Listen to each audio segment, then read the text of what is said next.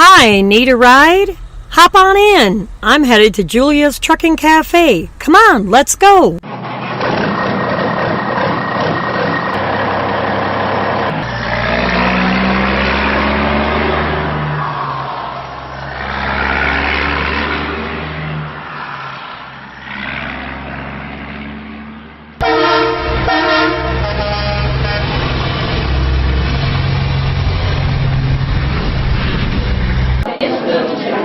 Cool, we made it just in time. Come on, let's go get a seat.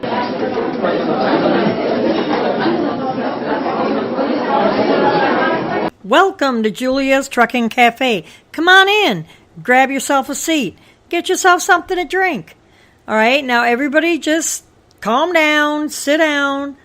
Let's enjoy the show. I've got a lot of news to get to, so we don't want to be here all evening. In our first article of news, firefighters teach truck drivers how to chain up using snow chains on their tires. Oregon firefighters say that they were concerned that they had to teach a team of truck drivers how to chain up following a multi-vehicle crash that was captured on dash cam. This happened, was reported last week, Wednesday, February 27th.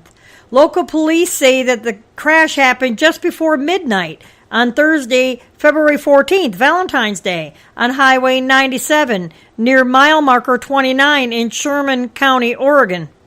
An officer with Sherman County Sheriff's Office was on the scene where there was already a rolled over semi behind a patrol car and a jackknife semi 100 yards in front of the patrol car when a third semi truck lost control and skidded into the police cruiser.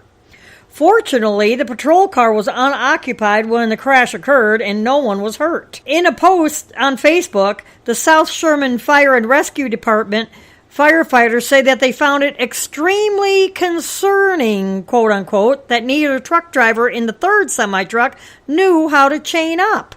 Well, come on, guys, they don't teach you that in driving school. And the trainers are supposed to teach you that, but if you're running a southern route, I don't know how to chain up snow tires.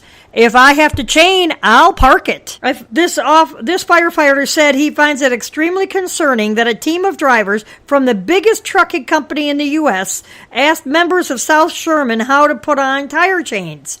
I would like to thank a 19-year-old firefighter for showing the two truck drivers how to put on their tire chains. Again, please slow down, stay safe, and watch out for emergency vehicles. Remember, slow down and move over when you can for emergency vehicles. It's the law. And in the article, you will see how this young man helped these drivers put on snow chains. Now, another story, 3 people were killed in a wreck when a semi-truck parked on the shoulder of the road because the driver was out of hours. This is something I've talked to you guys about repeatedly on this show about not parking on the shoulder of the interstate, that it is illegal and it is very dangerous. 3 people were killed and 1 other person was critically injured when an SUV collided with a semi-truck that was parked on the shoulder of a California interstate. The incident happened around 1:30 in the morning last week, Thursday, February 28th, on Iowa 80 in Emeryville, California. A family of 4 siblings ranging in age from 17 to 26 were driving westbound on I-80 near the Bay Bridge Toll Plaza area when their vehicle veered to the right, leaving the roadway for unknown reasons and colliding with a semi-truck parked on the shoulder of Iowa 80, according to California Highway Patrol. When they arrived at the scene, they found the SUV was trapped underneath the rig. The 24-year-old SUV driver and his 2 sisters died in the crash. The other brother, who was 17, was transported to the hospital for treatment of critical injuries. The truck driver was not hurt. California Highway Patrol admits that the SUV may have been driving too fast on a wet roadway, but they also say that the semi-truck should not have been parked on the shoulder of the interstate. California Highway Patrol Herman Baza explained the driver of the big rig had pulled over to get some rest. Apparently, he was sleeping when the collision happened. California Highway Patrol says that it is illegal to park on the shoulder of the interstate for anything other than an emergency. The driver was ticketed for illegal parking. He should be also charged with murder. The truck driver told police that he had pulled off onto the shoulder to sleep because he was almost out of available drive time and did not want to violate his hours of service regulations. God damn it. You know, you killed 3 people because your stupidity of parking on the side of the interstate. I take a hit on my ELD any day of the week before I'd hurt somebody. The driver could have continued to the next exit and looked for parking near the port of Oakland, but local truck driver Oscar Sanchez says that finding available truck parking is almost impossible at those times. It's called trip planning, Sanchez.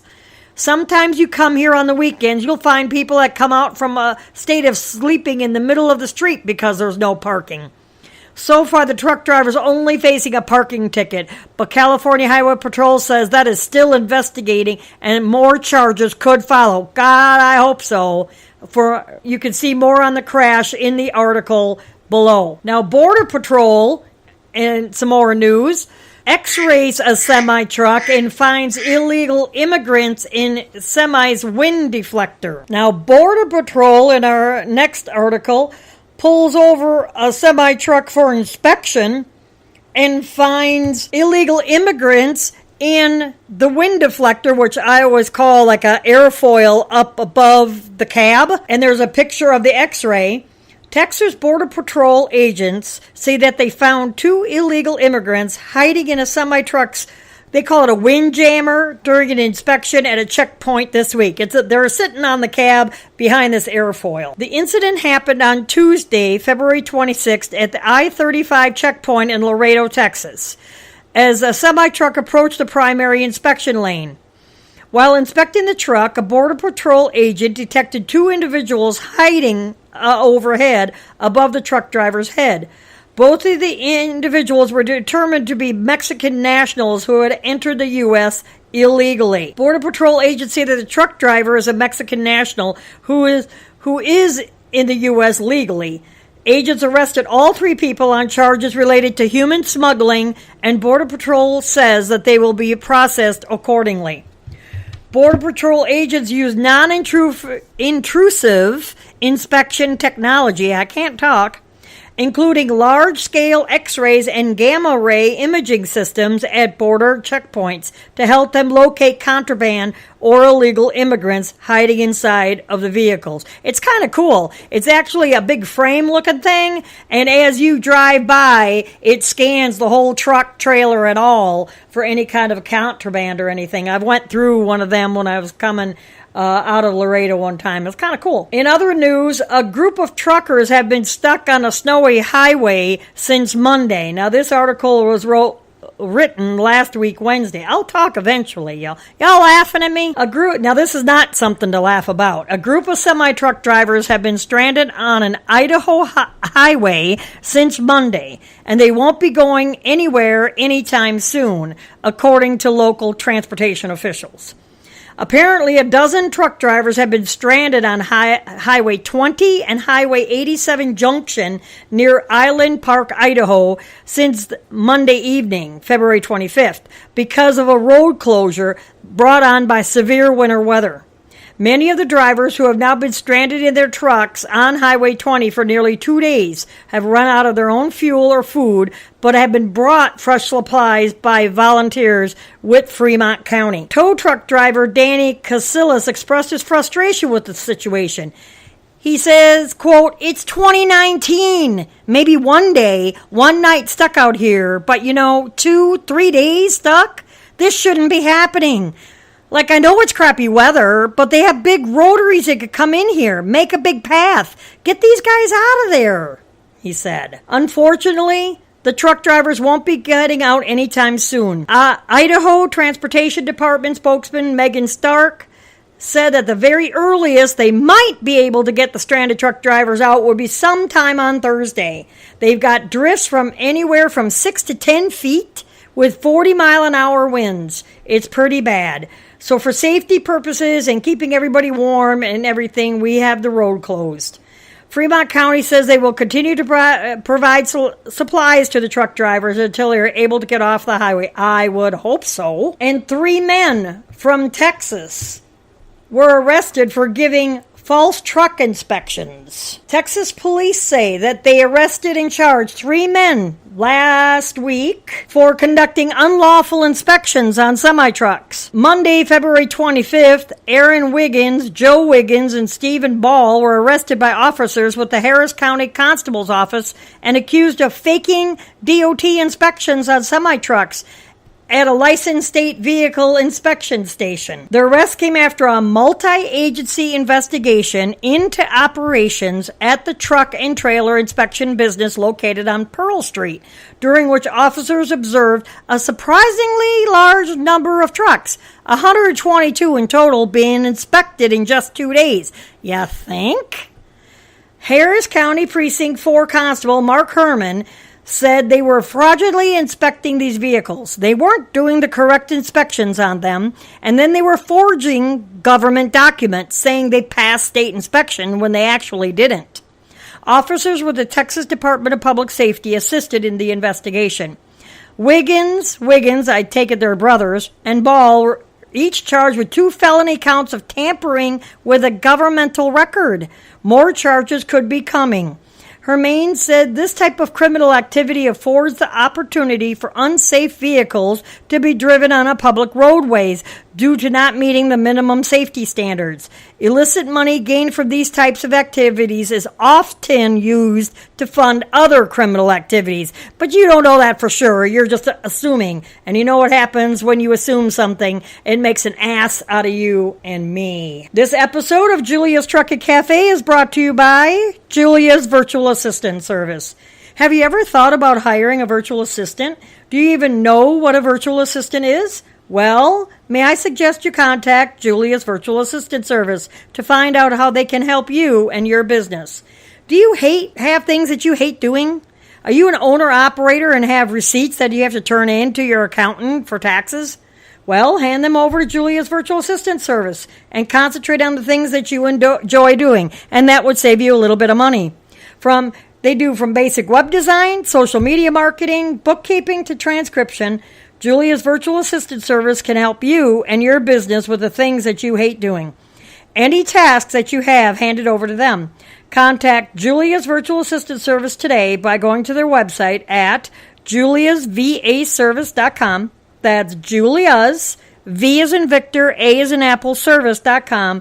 juliasvaservice.com for economical pricing and quick turnaround time. Now, in other news, a huge year-long construction project is about to commence on I-75 in Detroit. Michigan transportation officials are warning drivers to expect serious delays when a massive construction project kicks off this week as I'm recording the show. Starting tomorrow, March 4th, crews will begin work on an 8-mile stretch of I-75 between Coolidge Highway and 13-Mile Road in Metro Detroit. In other words, stay the hell out of downtown Detroit. Crews will be working on improving 18 structures, upgrading drainage, constructing community-developed aesthetics, and federally approved noise walls, and continuing construction of the high occupancy or HOV lane, according to a news release from the Michigan Department of Transportation. When the project begins, all traffic on I-75 will start to be shifted to the southbound lanes of the interstate. The traffic shift to the southbound lanes is expected to be complete by the mid-March. The project is expected to result in major traffic delays, transportation officials warn. The shift of all traffic onto the southbound I-75 will remain in place all this year till November, when all lanes of I-75 will then reopen. Then early next year in 2020, all I-75 traffic will be shifted to the northbound lanes of the interstate. The entire 8-mile section of I-75 construction project is set to be completed by November of 2020. This is the second phase of a larger project to modernize and rebuild 18 miles of I-75 in the Detroit area. The cost of the total construction project is $944 million. Why didn't you fix the rest of 75, like from the line all the way up to Detroit and from Detroit on up? But no, you're just going to fix around Detroit. You know, come on. Really? And in other news, it's not funny, but it is kind of funny. A 20-pound turkey smashes into the windshield of a 46,000-pound rig and survives. A wild turkey and a semi-truck driver are both lucky to be okay after the bird shattered the driver's windshield and lived to tell about it. The incident happened last week Wednesday on I-75 in Sarasota County, Florida. Truck driver Nick Gherkin, 66, was traveling southbound on the interstate at about 65 miles an hour when a wild turkey suddenly collided with his windshield, shattering the glass on the passenger side. Since he was only 5 miles from the company shop, Gherkin decided to turn around and head back. He was thinking that the bird must have flown out after the crash. When Gherkin arrived, he was in for a surprise. Lo and behold, he said, I'm looking around and I see this pair of feet and legs and a big tail sticking out of the nylon netting in the storage area under the bunk. Turns out it was the turkey, he said. After noting that the turkey was alive, Gherkin left the doors of his truck open, hoping that the bird would fly out. When it didn't, a worker from the shop came in to help remove it. Gherkin said that he believed the bird had a hurt wing, but he thinks that the animal will be okay. Gherkin had driven trucks for more than 20 years and says that he has hit hawks, eagles, and turtles, but never a turkey. So in the article that will be in the show notes on our website at juliastruckcafe.com, you can see the video of what is going on with this turkey. Tennessee DOT reports that I-24 it will be closed until after March 15th after a landslide. Interstate 24 will be closed until at least March 15th while crews work to build a temporary lane shift after a landslide blocked the road over this last weekend. The landslide was reported Saturday evening between Old Hickory Boulevard and Briley Parkway. Assistant Chief Engineer Will Reed said the situation will take some time to resolve, adding the material they're having to move is extremely unpredictable. Some 50,000 yards of material has to be removed from the hill before they could create a permanent fix. That's about 5,000 dump truck loads. DOT said they have a 3-pronged plan to address the issue. They first have to remove the material, which is still moving as of last week Wednesday from the hill. Then the project will close the interstate until at least March 15th while crews shift the roadway. Finally, crews will build a permanent ramp to prevent additional slides. Traffic is being diverted onto Old Hickory Boulevard. Drivers could take Old Hickory Boulevard to I-65 to get to Nashville. White Creek Pike is also an alternate route. This is one of 27 slides across the state of Tennessee. In Kansas City, Missouri, the Missouri Department of Transportation is warning motorists to expect massive impacts to traffic as a part of a bridge replacement and reconfiguration project at I-70 and I-435 interchange. Missouri DOT said on Thursday, March 7th and Friday, March 8th, crews are expected to close the right lane of eastbound I-70 from 18th Street to Cleveland Avenue from 9 a.m. until 3 p.m. each day. This closure is due to state signs and equipment for a bigger project to begin mid-March. They said the project will start the replacement of bridges within the interchange and reconfigure the interchange to a partial turbine design. They expect the project will improve ramp configuration, ease congestion, and reduce crashes in the area. Starting in mid-March, crews are expected to close 4 ramps through December of 2020. The ramps will be westbound I-70 loop ramp to southbound I-35, the suggested detour of westbound I-70 to Manchester to turn around to eastbound I-70 onto southbound I-435. The next closure is eastbound I-70 loop ramp to northbound I-435. The suggested detour for that one is US 40 starting near 31st Street to northbound I-435. The next closure is on a ramp from Manchester to westbound I-70 and then eastbound I-70 exit ramp to Manchester. Missouri DOT said it will be releasing more information about ramp closures and additional impacts at a later date. This is a $47 million project that is being fully funded by Missouri DOT. Blah, blah, blah, blah. Truck driver takes a restricted mountain route and winds up in a creek. A semi-truck driver dared to take a North Carolina mountain road marked as a no-truck route and paid the price, falling down an embankment and landing in the creek below.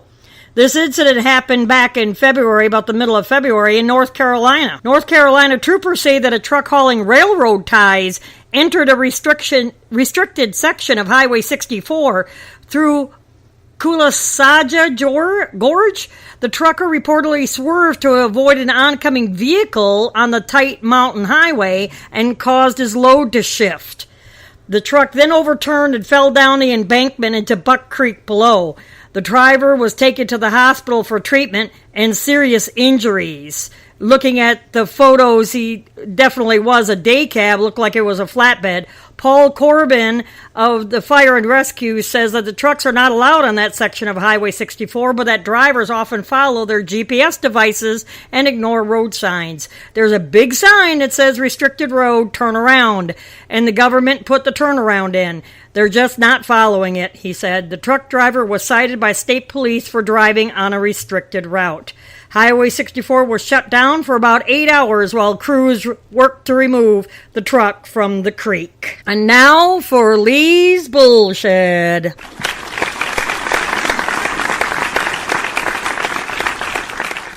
Hey, Lee, how are you? Hey, I got one thing to say. I think that groundhog is full of crap. What do you think? Are you talking about Puxatawny Phil? Yeah, I need to get his email. I need to send him a message, and I'm going to tell him about it. Because anyway, this snow and ice got to go anyway. It's got to go. But anyway, I heard that guy that come off of that mountain. Okay. For number one, the sign's supposed, I hope the driver's okay. I do. I don't want to see nobody hurt, or whatever. But here's your sign, okay? Read it. Quit following the GPS like that. Read your signs too. Plus, he's in a day cab. So that means he's maybe like pretty local, right? Come on, okay? He's got heard of this place. He knows this place. I know of this place. So I'm sure he does. Now, like I said, I hope the guy's okay. But come on, man, what was you thinking? You could have ended yourself right there. What was you thinking? Right. So, anyway, like the bridge episode, huh? Here's your sign, Right. So, anyway. So, what's going on with this weather? I don't know, man. There's like 30 inches back home in Wisconsin, in my hometown. I'm in Mississippi right now, and we're getting a lot of rain. It's supposed to drop down in 20 degrees this evening here at my house. So it's going to be slicker than snot on a doorknob. Yeah, I'm going back up again, up on 40, and I've seen I don't know how many wrecks up there. Big trucks I turned over in the middle, and this storm come through. I have never seen a storm come through this fast. I met a buddy of mine, and he called me, and I asked him what he was doing behind him. He said it was raining. Within an hour, when I got on the big road, it was solid. Wow. Within an hour, I thought, good Lord, And, of course, they're not doing anything to the road. They don't get out of bed about 8 o'clock. Whatever, So, anyway, it was tough there for about 100 miles. It was pretty tough. So, anyway, but you're talking about that guy right there we was talking about, running off that mountain. Many moons ago, I used to pull a reefer some when I wasn't hauling cattle. And what back then, if you remember, Tuscaloosa, Alabama was the king of the chicken houses, if you remember that. Uh-huh. I swear to God, that was always in that town with chicken houses. And what I was doing, I was running them out to L.A., up in California, whatever, running them chickens up there. and I'd pick up a load of strawberries at one little town and go right down the road down there. Another little town, I'd pick up 2 pallets of lettuce. And I'd take it all the way to Chicago up there to Jewel Foods. Okay. Well, I got where that was kind of being my regular deal there for several weeks. And actually, there was 3 of us that was kind of, we got to talking. We was all there, right? Well, we're up there. We loaded our strawberries. We're going to head on over and get our lettuce. Well, me and that other old boy, we was up there, and they had this little room drivers went into, and they had a TV, a nice little place, right? And we're waiting to get loaded. And he said, I wonder where that other hand is at.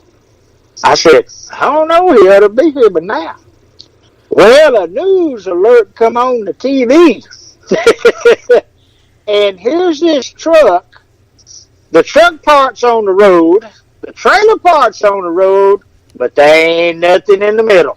Wow. And I said, hey, ain't that dude's truck? Ain't that guy? He said, I think it is. Wow. Read your signs, we was out in California, and that's the world's worst about some of them places. But I mean, the front of the truck was on the road, but there was nothing all the way to the tandems.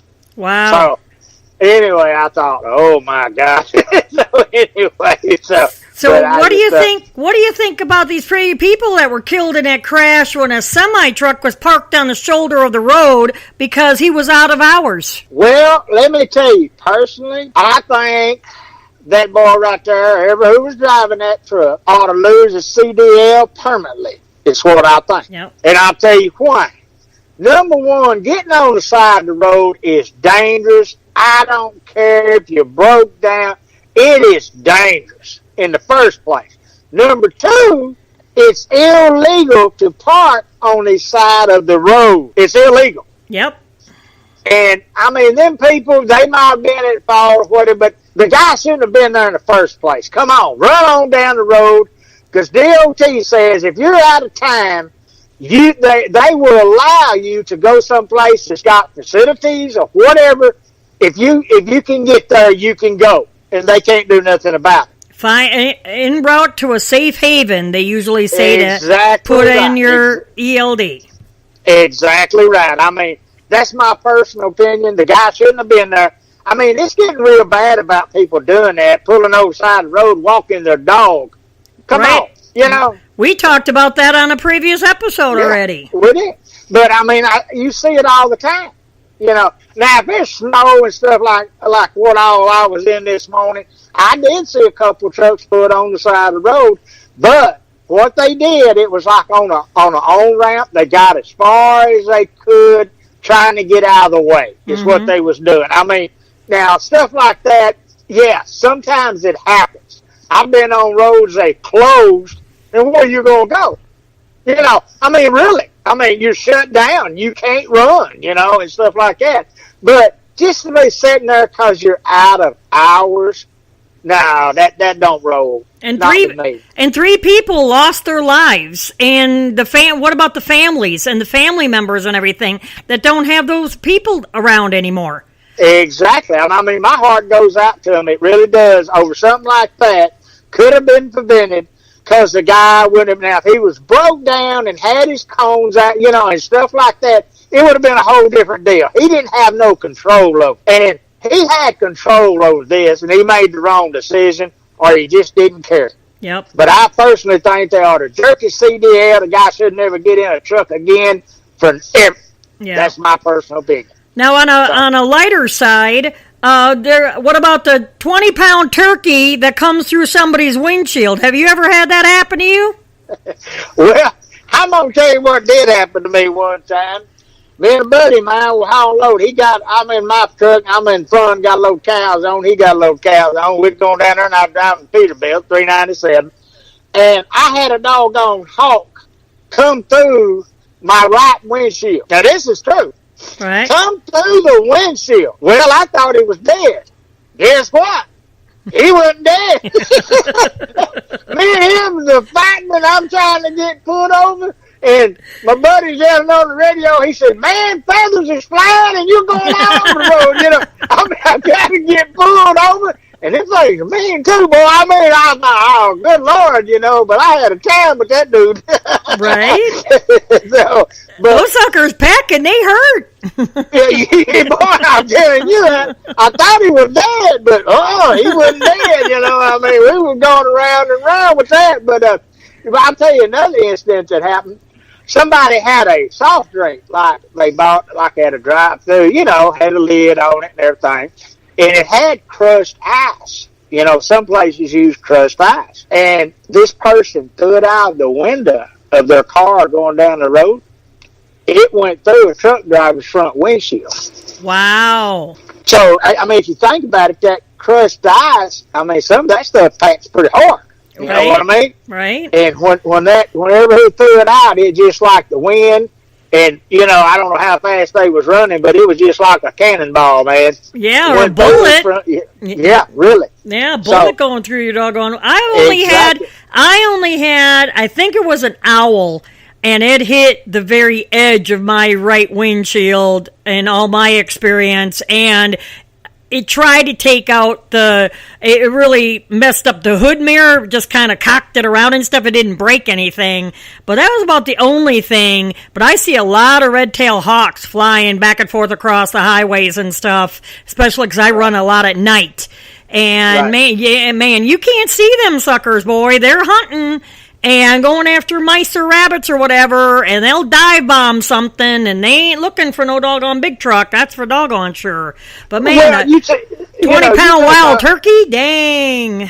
Yeah, exactly. I mean, you take these old birds as, cleaning up the roadkill and stuff. You coming through there at night, and them birds fly out of there, whatever, boom. I mean, there you go, right? I mean, there's all kinds of things that, like driving at night, especially, that you really got to kind of keep in mind, But I tell you what, if I see a hawk, I'm going the other way. Well, and that's like we have a lot of buzzards around here in Mississippi. I mean, and their wingspan is huge. And they come swooping down and stuff, or can't pick their big butts up off the road before you're going to hit them, and they're like right windshield height. And I'm like, them suckers are as big as a damn turkey in body-wise, but their wingspan is so doggone long. And I was afraid I was going to hit one a couple of times myself. Exactly. I mean, a lot of people don't think about that, but if you had your choice, if you was going to hit something, would you rather hit a deer or hit a bird?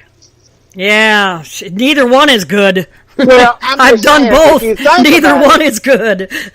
Most of the time, when you hit a bird, it's going to be up towards you, towards the windshield area. If you think about it. Yeah. That's where more likely you're going to hit a bird. Of course, a deer, you'd hit that. I mean, I ain't saying hit either one of them, but you know what I mean? I mean, if somebody hit Jay, you got to hit something, okay. Well, about my ex-wife. No, I just did.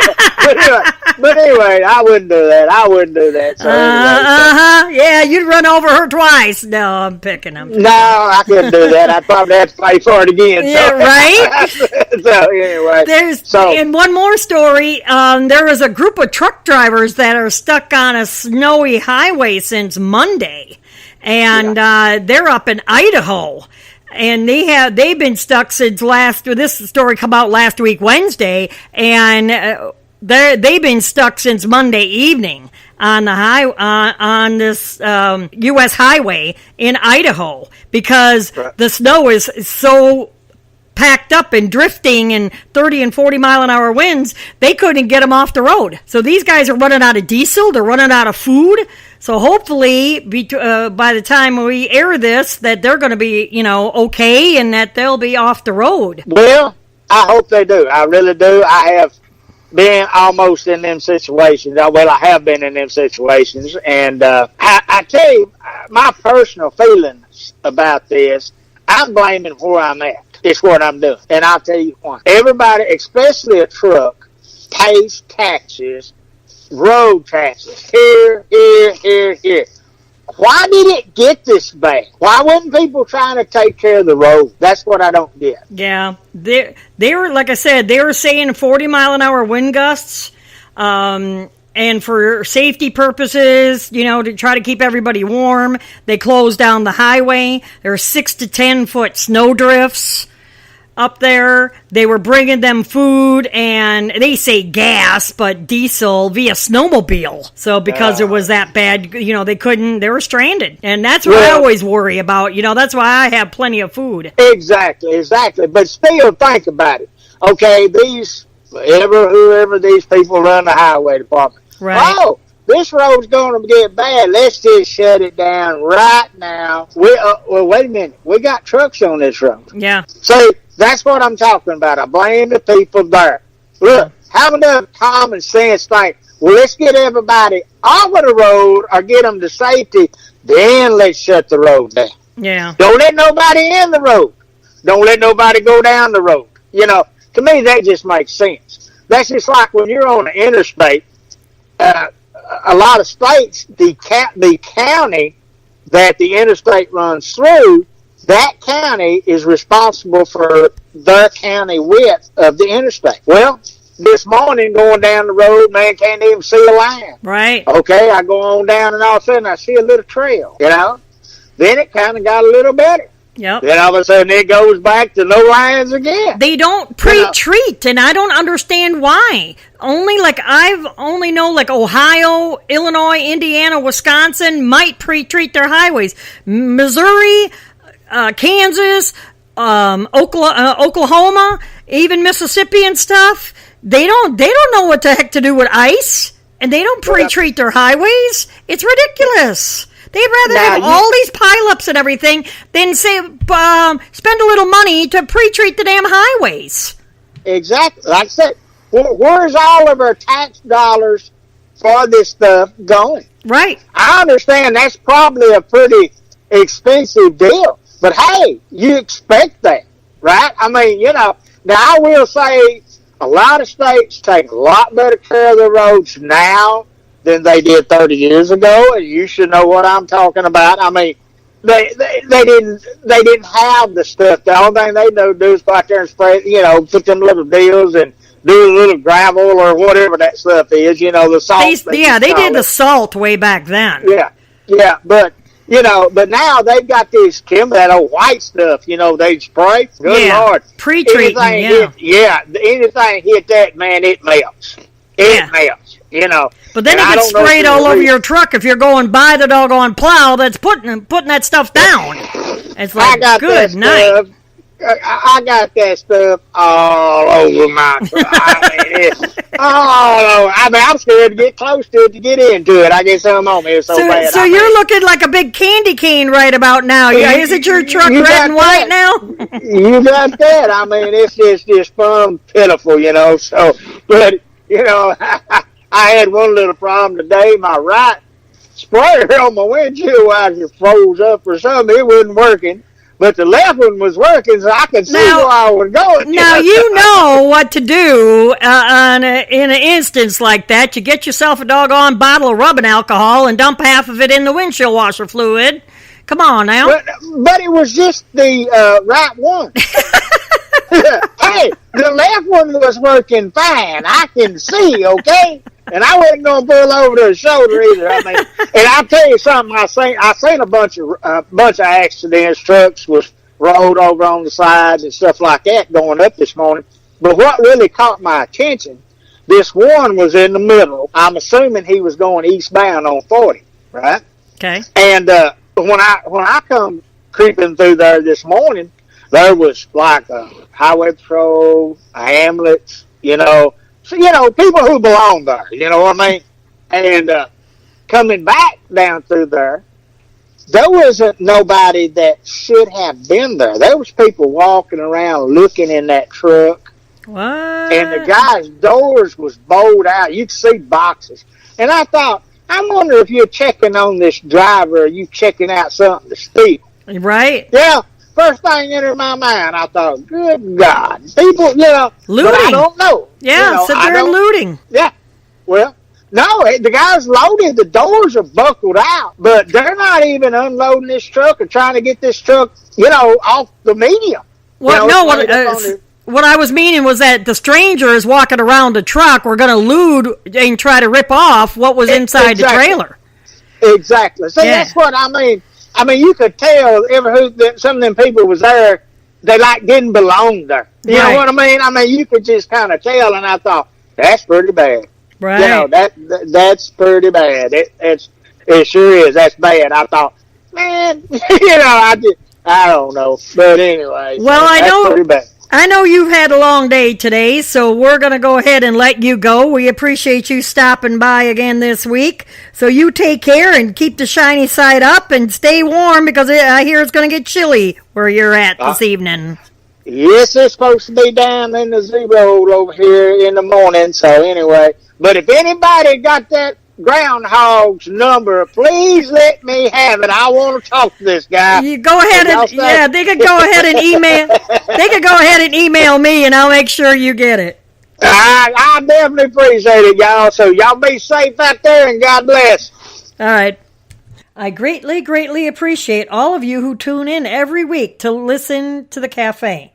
If you are new here to the cafe and you would like to check us out, at the bottom of every podcast episode on the website at juliastruckingcafe.com, I have links that I've listed on where you can find me, like iHeartRadio, YouTube, iTunes, and many more. I have also created a page of where else to find our podcast. Just click on there, click on any of the pictures, and it will take you directly to Spreaker, Spotify, SoundCloud, and many more.